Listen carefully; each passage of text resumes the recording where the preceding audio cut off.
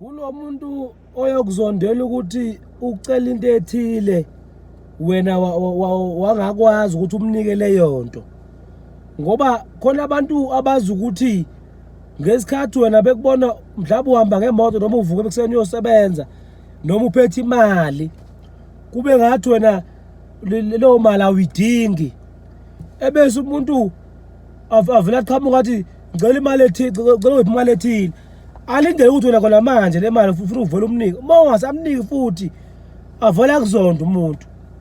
Lo abantu abanjalo ufuna uwamukele ukuthi khona abantu ababefuna ukuthi bakubeka amabala, bakubeka izaba, kodwa icala ungenalo. Kube nje ukuthi nje umuntu ngokuthi ubone ukuthi wena khona into ongelanga onayo, alibala umuntu ukuthi nawe umuntu, nawe uneyidingo, nawe uyayidinga leyo nto.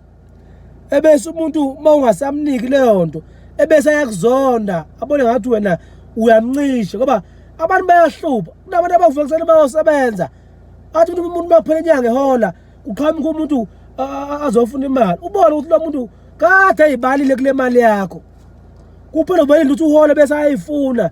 And lo muntu usuke ecela into usuwalindele ukuthi ufuna umnike khona manje. So impilo injalo, kunabantu abangafuni namhlanje bathi uyayitshela, awuyitsheli wena ukuthi basuke bafuna lento wena nawe kanti uyayidinga, unomsebenzi wayo ufuna uyisebenzisa. Bona ngathi umuntu uyamncisha, uyamzonda. Ilonke kanti kwethu nibe right ngonyama lo Jimmy Stini, siyabonga, nisale kahle.